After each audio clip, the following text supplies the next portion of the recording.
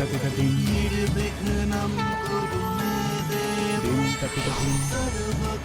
प्रणाम महागणाधिपति। प्रणाम महागणपति जी। प्रणाम महागणाधिपति जी।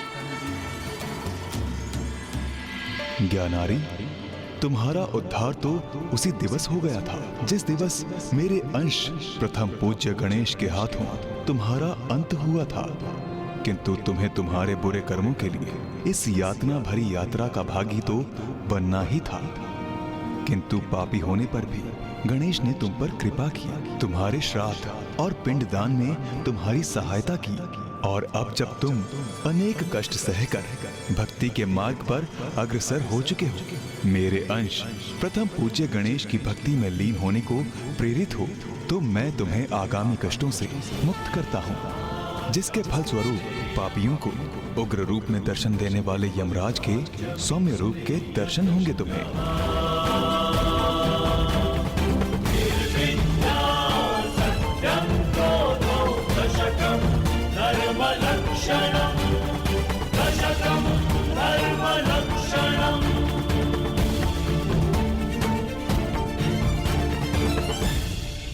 मेरे अर्थात प्रथम पूज्य गणेश की कृपा के कारण मैं तुम्हें मोक्ष प्रदान करता हूँ।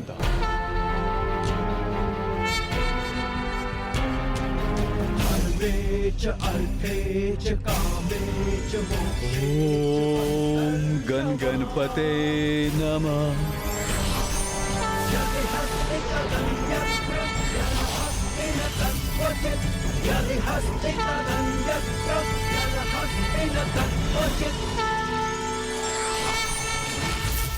प्रभु महागणाधिपति जी, ज्ञानारी जी को मोक्ष प्रदान करने के लिए आपको कोटि कोटि धन्यवाद प्रभु।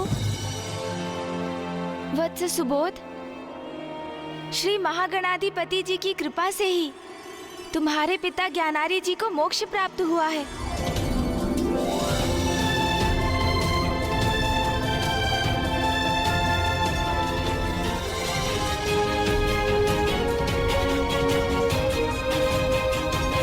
प्रभु गणेश जी, ये आपकी कृपा का ही तो परिणाम है।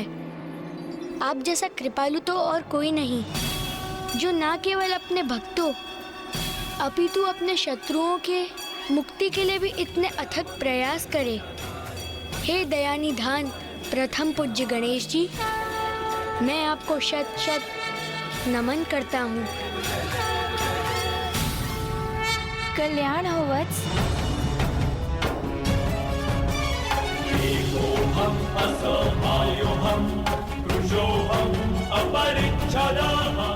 गुरुदेव, आपने ही मेरे भीतर गणेश जी के प्रति भक्ति की लौ जागृत कर मुझे उचित मार्ग दिखाया। आपकी इस कृपा के लिए मैं आपका किन शब्दों में धन्यवाद करूं? आयुष्मान भव पुत्र। वत्स सुबोध, शिष्य की सफलता ही गुरु का पुरस्कार होता है। तुम एक योग्य शिष्य हो और तुम्हारे भीतर भक्ति का वास तो सदा से ही था। मैंने तो मात्र तुम्हारा मार्गदर्शन किया है।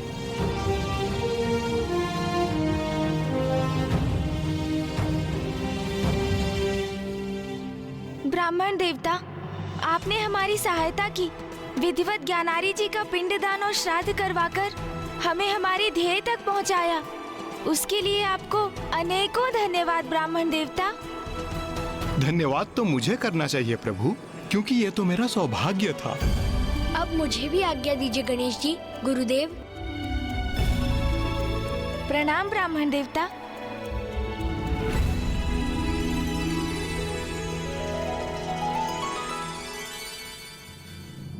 भैया, श्री महागणाधिपति जी की कृपा से ज्ञानारी जी की समस्या का समाधान तो हो गया, किंतु अभी उससे भी बड़ी उलझन को सुलझाना तो शेष है। हाँ गणेश, अब हमें शीघ्र अतिशीघ्र काशी लौटकर पिताश्री को माँ के निकट काशी लौटाने का उपाय करना होगा। वहां ऋषि जैगश्वे भी पिताश्री के दर्शन के लिए व्याकुल हैं, अन्यथा वो अपने प्राण त्याग देंगे।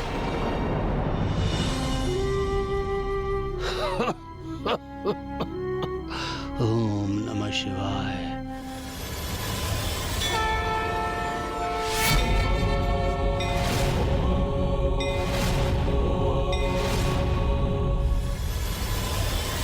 भैया, काशी में वो उपाय नहीं मिलेगा। तो उसके लिए हमें कहाँ जाना होगा गणेश? उसके लिए हमें पिताश्री के पास जाना होगा भैया, मंदार पर्वत पर।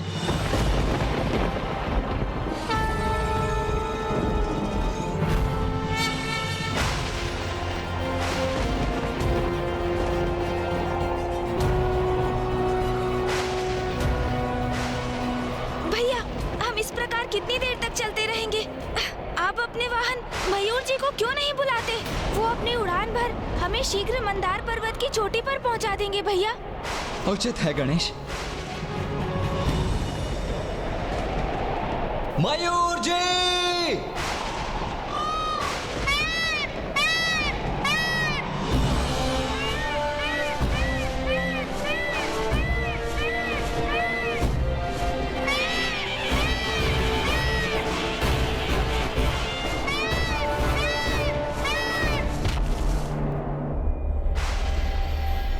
किंतु मुझे संदेह है कि इस दुर्गम और भव्य पर्वत की ऊंचाई पर पहुंचकर भी क्या पिताश्री के दर्शन करना क्या उतना सुगम होगा?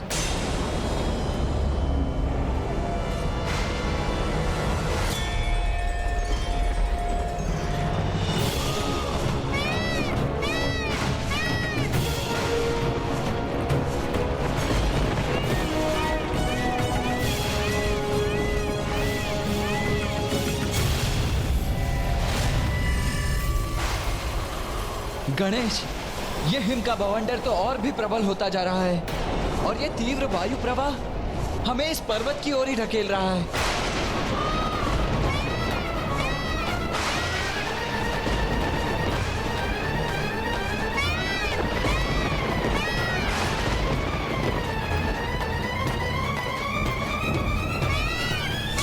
समस्त वातावरण जैसे प्रकृति के विरुद्ध विद्रोह कर रहा है। ये संकट भरा मार्ग हमें शीघ्र पार करना होगा भैया।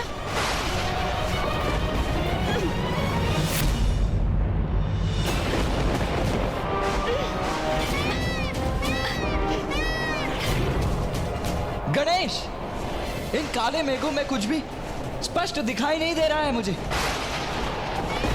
भैया, यहाँ का वातावरण तो पिताश्री के अंतर्मन के समान ही आविष्ट है।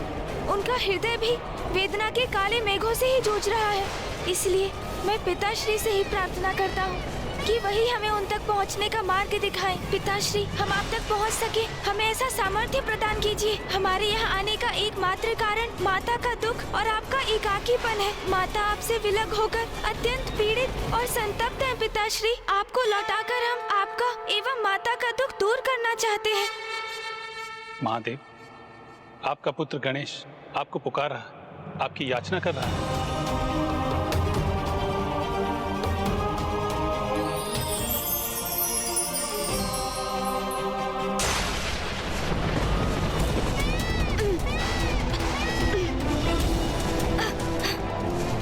भैया, संभालिए।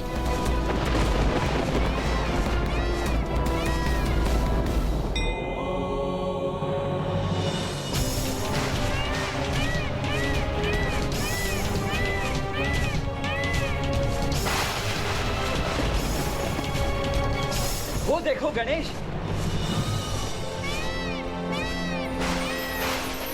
हाँ भैया, अर्थात पिताश्री ने हमारी प्रार्थना सुन ली और उन तक पहुंचने का मार्ग भी दिखा दिया।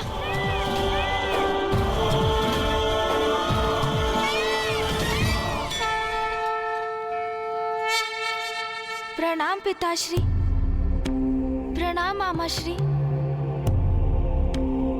प्रणाम फूफा जी। पुत्रो, तुम्हारी माँ कैसी है? पिताश्री, वो भी आपके समान ही द्रवित है, अशांत है, दुखी है। पिताश्री, जब से आपने काशी से प्रस्थान किया है, माँ ने अपनी पलकें तक नहीं झुकाई। तभी से अपार पीड़ा में है वो। आपको काशी लौटने का कोई उपाय ढूंढना ही होगा। पुत्र कार्तिकेय, जब तक राजा देवदास काशी के राजपथ पर स्थित है, महादेव का काशी लौटना संभव। मामाश्री, माँ ने मुझे और गणेश को राजा दिवोदास के विषय में बताया था, किंतु उनके कारण पिताश्री काशी नहीं लौट सकते। ये तो सर्वथा अनुचित है और ये मुझे कदापि स्वीकार नहीं।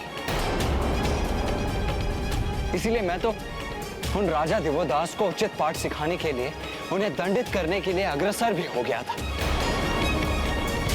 किंतु फिर माँ और गणेश ने ही मुझे रोक दिया। मैं तुम्हें वरदान देता हूँ कि तुम काशी में स्थित होकर संसार के राजकाज का कार्यभार संभालोगे। महादेव, काशी में मात्र एक ही राजा रह सकता है। फिर वो काशी राजा आप हैं अथवा मैं। और यदि राजा बनने का कर्तव्य मुझे पालन करना है तो आपको काशी छोड़कर जाना होगा महादेव। आपको काशी छोड़कर जाना होगा महादेव। आपको काशी छोड़कर जाना होगा। मुझे काशी छोड़कर जाना होगा।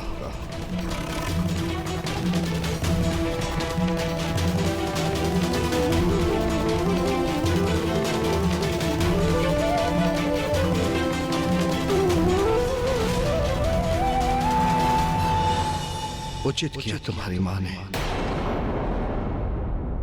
दंडित करोगे राजा दिवोदास को तुम, किंतु क्यों? क्या अपराध है उनका? अपने कर्तव्य के प्रति तन मन धन से समर्पित धर्म प्रिय न्याय प्रिय राजा है। आपने उचित कहा पिताश्री। कर्तव्य परायण है वो, धर्म परायण है। उनके राज में काशी में शांति है, धर्म है, न्याय है, समृद्धि है।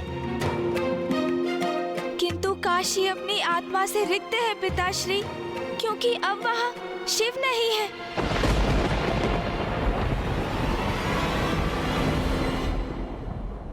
पिताश्री, काशी वो पावन धाम है जहाँ आप स्वयं मरणासन्न मनुष्यों के कान में तारक मंत्र का उच्चारण कर उन्हें सद्गति प्रदान करते हैं।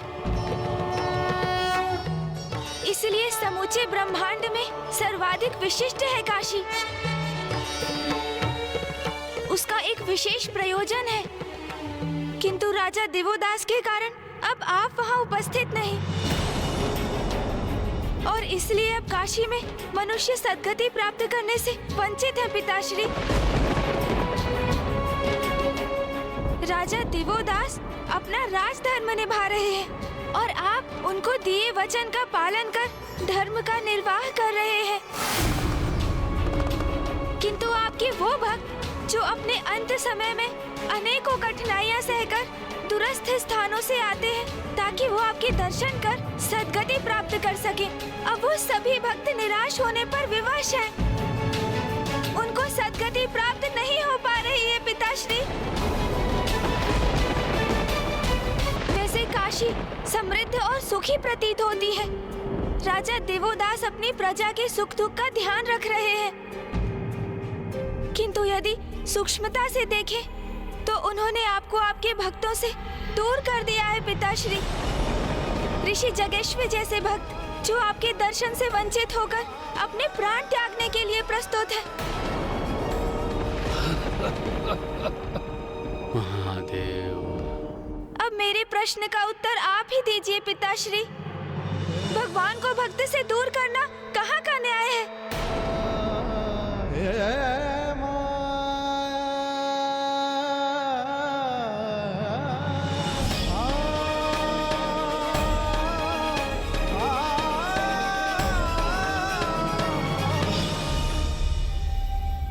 जो भी हो, राजा दिवोदास को दिए गए मेरे वचन को कोई भंग नहीं करेगा।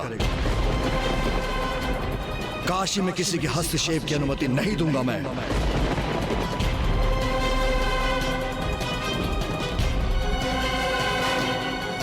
पिताश्री, कितनी रुचि से काशी की रचना की थी आपने। उसके प्राण तो आप हैं। आपसे विहीन होकर काशी प्राण विहीन हो चुकी है, और इससे तो संपूर्ण ब्रह्मांड में असंतुलन उत्पन्न हो रहा है। परिवर्तनशील संसार में यथास्थिति का स्थायित्व वो कहाँ उचित है? जो राजा दिवोदास ने काशी में उत्पन्न कर सर्वाधिक हानि तो स्वयं की ही की है, क्योंकि मनुष्य योनि में जन्म का तो एकमात्र उद्देश्य है आत्मा को मोक्ष की प्राप्ति, आत्मा का आपसे परम ब्रह्मेश्वर से एकीकार होना। किंतु राजा दिवोदास क्या स्वयं अपनी आत्मा के उद्धार को नहीं रोक रहे हैं? बाल्यावस्था, ब्रह्मचर्य, गृहस्थ आश्रम और अंततः वानप्रस्थ, ये 4 आश्रम है मनुष्य जीवन के। किंतु राजा दिवोदास वानप्रस्थ में जाने के योग्य होकर भी गृहस्थ आश्रम में ही स्थित है। उससे मुक्त होकर आपके ध्यान में लीन होने का अवकाश कहाँ पाया है उन्होंने? पिताश्री, काशी आपका निवास है। आपने दिवोदास को अपने निवास में प्रवेश करने की अनुमति दी, किंतु सत्य तो ये भी है कि उनके काशी में प्रवेश से आपको ही अपने निवास से वंचित होना पड़ा। आप हम में से किसी को राजा दिवोदास को समझाने की अनुमति दीजिए। वो बुद्धिमान है, विवेकशील है। वो हमारे समझाने पर इस सत्य को अवश्य समझेंगे। हाँ पिताश्री, अब हमें शीघ्र कोई ऐसा उपाय ढूंढना होगा जिससे राजा दिवोदास का अनादर भी ना हो, आपका उनको दिया हुआ वचन भी भंग ना हो और वो आपको काशी में प्रवेश करने की अनुमति भी दे दे।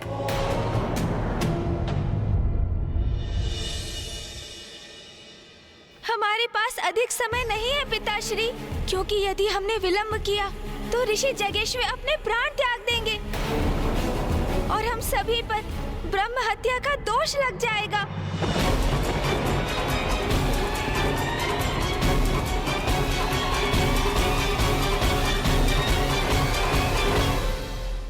उचित है। मैं तुम्हें इसका उपाय ढूंढने की अनुमति देता हूं, किंतु राजा दिवोदास को बलपूर्वक कोई विवश नहीं करेगा, उस पे किसी प्रकार की हिंसा का प्रयोग नहीं करेगा। महादेव, ब्रह्मदेव, नारायण, गणेश जी चिंता क्यों कर रहे हैं? आप मुझे देवदास को समझाने की अनुमति दें, मैं शीघ्र ही यह कार्य संपन्न कर दूंगा। उचित है इंद्रदेव, किंतु स्मरण रहे कोई हिंसा, कोई अनुचित नहीं होना चाहिए। हम देवताओं को आपने एक लंबी अवधि से हमारी ही काशी से विलग कर रखा है देवता, किंतु अब समय आ गया है आपको उसका भारी मूल्य चुकाने का। इसका ऐसा उपाय करूंगा मैं कि ना बल का प्रयोग होगा और ना ही हिंसा, और राजा दिवोदास स्वयं महादेव को काशी लौटने की विनती करेंगे। सर्वेषां स्वस्ति भवतु, सर्वेषां शान्तिर्भवतु, सर्वेषां पूर्णं भवतु, सर्वेषां मङ्गलं भवतु।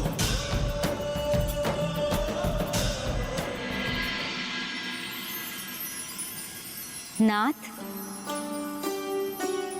आपके मुख पर संतुष्टि का भाव मेरे हृदय को भी प्रसन्नता से भर देता है। देवी सरला, अपने राज्य की समृद्धि से और प्रजा के सुख से ही एक राजा को भी सुख की अनुभूति होती है। आपके राज्य की संपन्नता का श्रेय तो आपका ही है स्वामी।